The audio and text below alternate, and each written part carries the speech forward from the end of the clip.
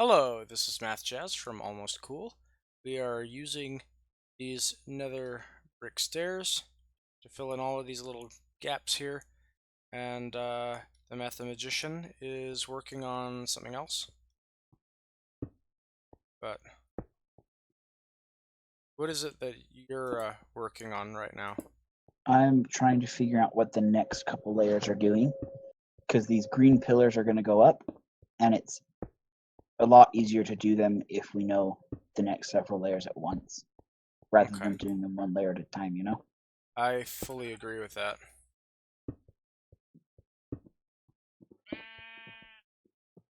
Do I need to place diorite and netherrack alternating like we did before? Oh, I'm sorry, did I not put it all the way around? Yes. So So, basically, netherrack next to every red block, diorite next to every. exactly. Okay.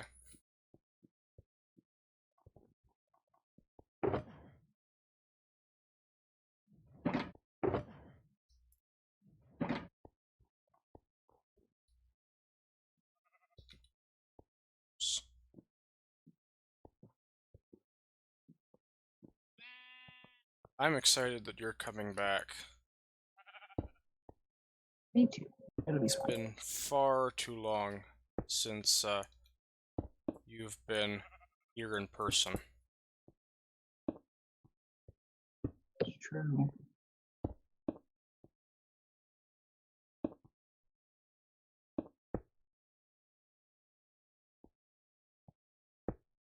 Oops. Oh, I don't have, what's it called anymore? Pickaxe. Oh, anyone? If you're already near the tools and coming back. Yep. I am going to meet you on this corner. Also, ready, catch. Wow, that threw pretty far, actually. Almost too far. I'm surprised that it didn't fall in the gap there. Yeah.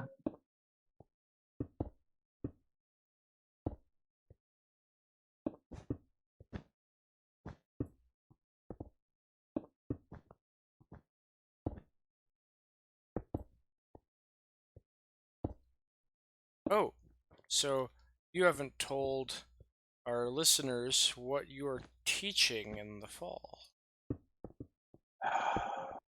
You just have to rub it in, don't you? I'm sorry. It's okay. So the teaching part is maybe not going to be so bad, but it's Math 102. I don't even know what the name of that course is. It's called quantitative reasoning. There you go. And so it'll be good. Like, of all of the math students that I know, I think I'm the one that hates numbers the absolute most. And so then I get to teach students about the importance of numbers and how to use them. The universe has a grand sense of irony. That's what the meaning of this all is. There's a zombie somewhere. Yeah, he's outside the build site, I'll go get him. chilling. Yeah, so I'm teaching that, and I'm also helping a professor to design an independent study course. An online independent study course, right? I wasn't sure that there was any other kind. Well, I mean, if you have written homework that you mail in, then it's a written independent study course. Does BYU have any of those like right now, though? Our university does have those. Econ 110 is an example. Oh, you're writing the homework, huh? Come on. Yeah. You get asked a list of questions and you write out your responses and mail them in.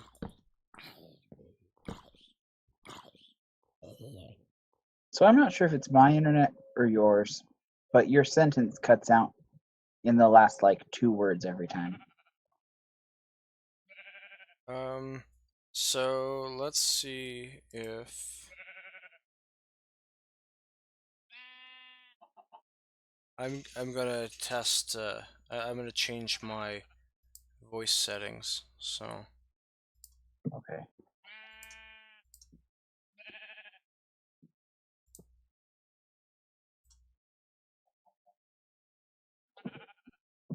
how's this now? You didn't cut out at all that time. Okay. Probably better. Tell me if it acts up again.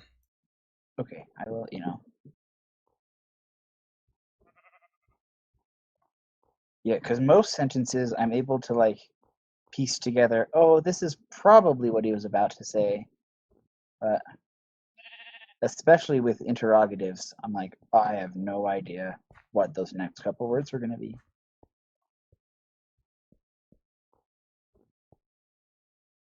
Is there supposed to be another polished quartz block here next to our dirt bridge? Between the coal, Yeah. the answer is yes, but I am all out of quartz. Ah, I have a chiseled quartz block left, but you can't get a regular quartz block from a chiseled quartz block. I will go get us some more nether quartz. Okay. Do you have the fortune pickaxe? I just picked it up. I'm gonna And take a couple food. extra pickaxes too. And some extra food. Where's the food?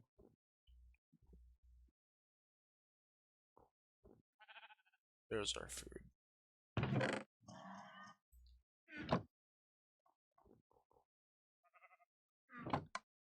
Wunderbar.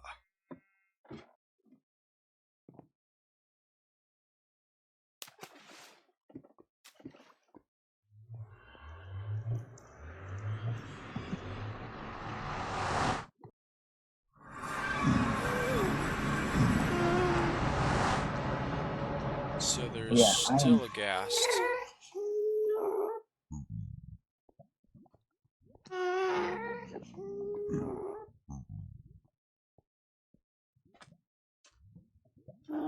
Is it back on the course though? I am pretty sure that I am fundamentally opposed to online math classes of certain levels. Which levels? All of them. All of them that are currently offered at our university.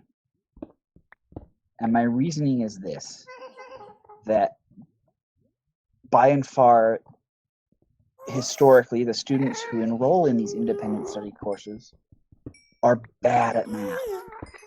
Really, really bad. And they sign up for this in the hopes that, you know, somehow it'll be easier for them, they'll be able to do better. And again, just historically speaking, That is not true. it is the opposite of true. It is even worse. Like they have a fail rate that is several times higher than that of students who actually take the course. And I'm not sure if that's a self-selection bias. Maybe, The way you worded it seems like you think that. yeah. But there's also the possibility that the course itself is just designed worse. That's true. I guess there are three possibilities. One is that the course is designed worse. One is that the students honestly do worse without a teacher to explain things to them. And the third thing is that the type of student that would rather not meet in a physical class is the type of student that typically does poorer in math. Yeah. Gassed. Yeah. And so for all of those reasons, I am fairly opposed to online math classes. And so it kind of irks me that I have to help design one. Especially because I already helped design this course once before. And I'm like, well, it either wasn't good the first time, In which case, you should get someone new to do it. Or it was good the first time, in which case, why am I being forced to, look at this stuff again?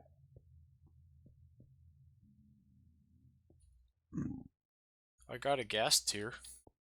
Cool. Is that the achievement that it was talking about, or was it something else? Oh, was there an achievement? It said that you got something. mathjazz has completed the challenge. Return to sender. Ah. So return to sender is when you Hit a fireball? Yeah, when you knock the fireball from a gas back at the gas. Nice. You said we need some coal?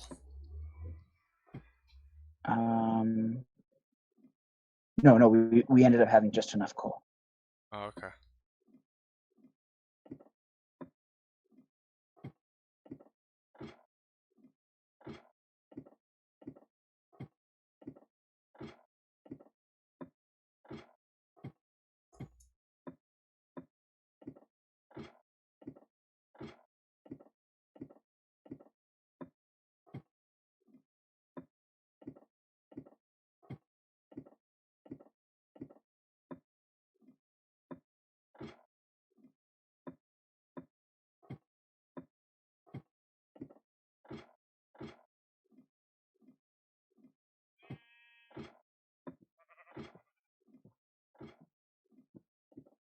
Back at the top. And you need polished quartz, right? I think it's just called regular quartz. So just the one that you get by putting 4 pieces of quartz together. Ah. I picked up 2 stacks of nether quartz from that run. Nice.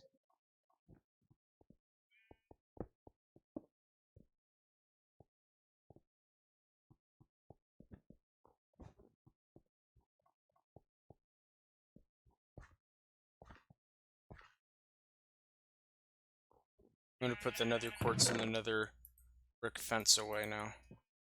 Okay. And the gas tier goes in the mob drops.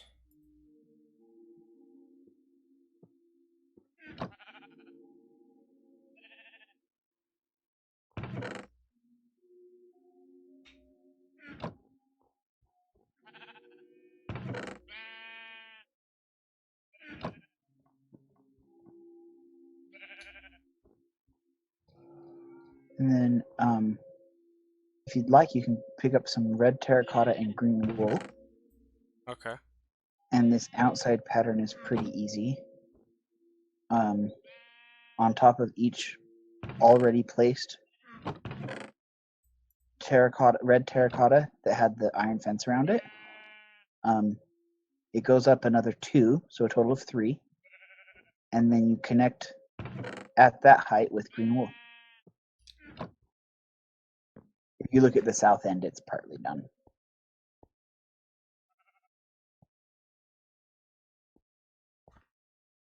Ah.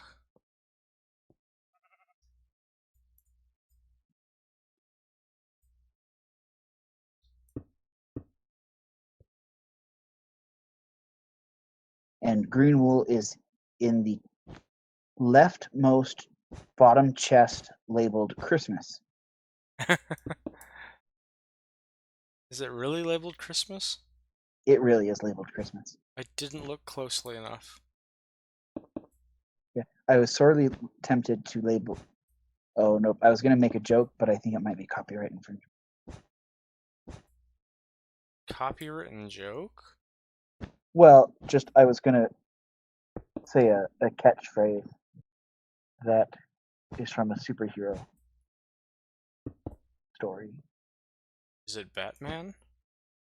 No. It was I am Sweet. the Knight. No, it was Sweet Christmas. What comic book is that? I forget how uncultured you are. I'm just kidding. That is from Luke Cage. I don't know who that is. You sadden me. I'm Sad sorry, math class. I'm not well read on superheroes. It's okay, I'll forgive you this time. Luke Cage is a Marvel superhero.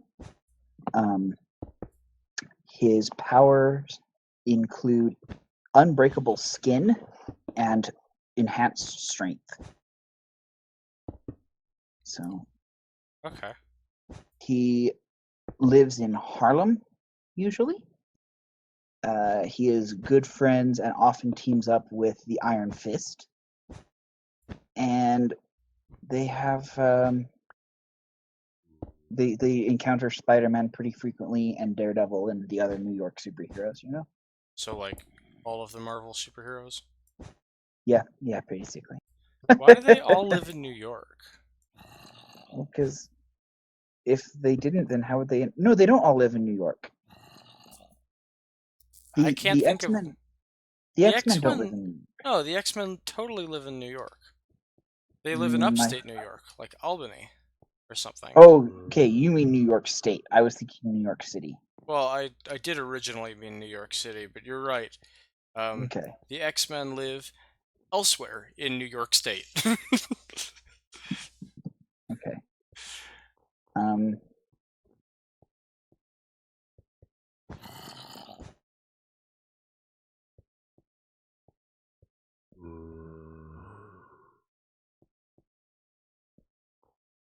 I know there was once upon a time a group called the West Coast Avengers.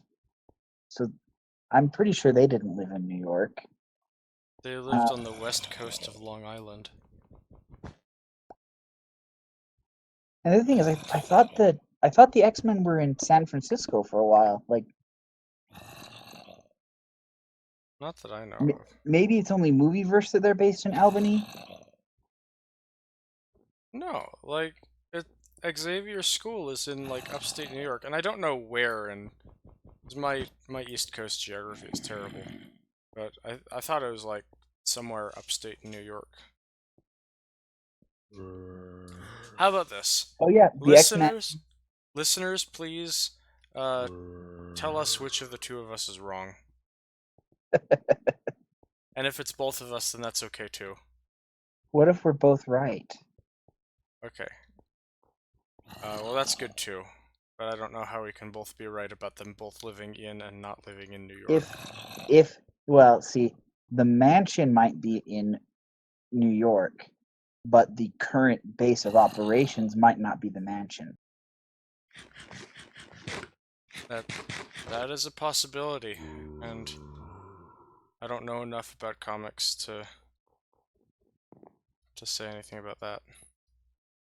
Okay. I double checked and Googled it. You did? Yes. So what does Google say? That. It says that. So the mansion, you are correct. It is in shoot, I forgot already. It is in New York though. Westchester County. Is that a real place? I don't know. You didn't ask that. Oh.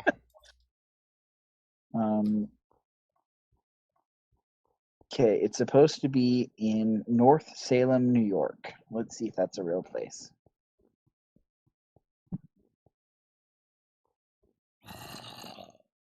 It does appear to be a real place. Dang it. I guess that's the difference between Marvel and DC, is that Marvel, everyone lives in New York, which is a real place some of the time. And in DC, they all live in Metropolis and Gotham and all of these places that don't really exist. Yeah. Their superheroes each have their own little city. Mm-hmm. Except, Metropolis is hilarious. Like, Metro means city and polis means city. So, Metropolis is literally city. Where do you live, Superman? I live in city. There's a zombie under here. Yeah, that's right. So in DC Comics, Star Labs is located in some of the comics. Star Labs is located in Taos, New Mexico. Where's Taos? It is I don't know geographically where it is, but it is a real place, and it is in New Mexico. Have you seen it in your recent trips to New Mexico? No, but I saw a sign for it, and somebody said, "Hey, we're gonna do a trip to Taos." And I remember thinking, "Taos? That's really weird. That sounds like a place from comic books." And then it turns out it's a real place, but it's also in comic. Okay. Well, oh, you were gonna go find some Trinitite to bring back from New Mexico.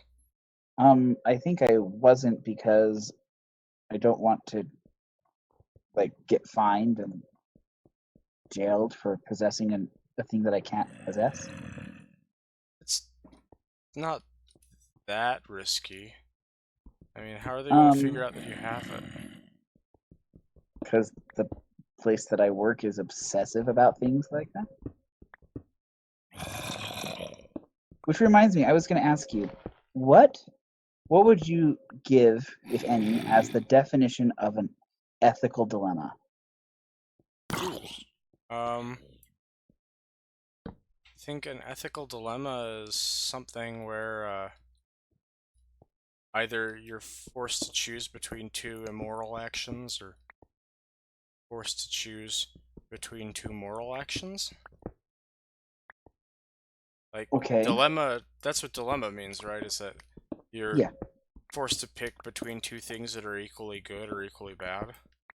Okay. And the thing that makes it ethical as opposed to some other form of dilemma is the morality of the choices? I think so. Okay. And which definition of morality would we want to go by? Something is moral if it is... if it is... Well, I mean, that's a tough thing, because, like, you know, not that moral relativism is a correct doctrine, a correct theory, but, it is true that what someone considers moral doesn't necessarily apply to what someone else thinks about morality. I'm going through here and lighting up this area underneath the build that has lots of mobs. Okay. But, for instance, it would not necessarily be an ethical dilemma if one choice were illegal and the other choice were legal. Yeah, I don't think so. Okay. Because I was forced to sit through, quote, ethics training last week, and none of the examples that they asked us to consider were ethical issues at all. Every single one of them was, this person was dumb and broke one of the rules, or well, no, that's not right either. This person was dumb and broke 20 different rules, and it was obvious from the first moment that they broke a bunch of rules. Don't do that. And it's just that's not an ethics training. That's just a series of don't do this stories, you know? Did you die? No, Well, I I guess you didn't. didn't die. Did you almost die? There's a creeper that fell down on top of me and blew me off the cliff. Oh.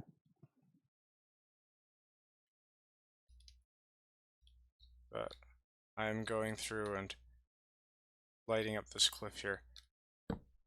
So I think that we have to end the episode now, but I would love to hear some of these non-dilemmas.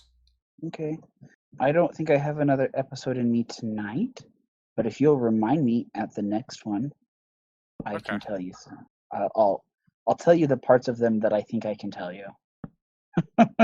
Wait, so there's a non-disclosure agreement on ethics at Sandia? I don't know if there We is such a thing. we want to make Or sure that no one knows the rules that we follow here. you basically no. One of them was really interesting, even though it wasn't an ethics thing at all. It was interesting to consider. So Fascinating. Well, I I'm might, intrigued. yeah, I might tell you about it off camera sometime. But anyway, are we good for the end of the episode? Yeah, here is a nice view of the sun and this biome over here while we say goodbye to YouTube land. Bye, YouTube. Bye!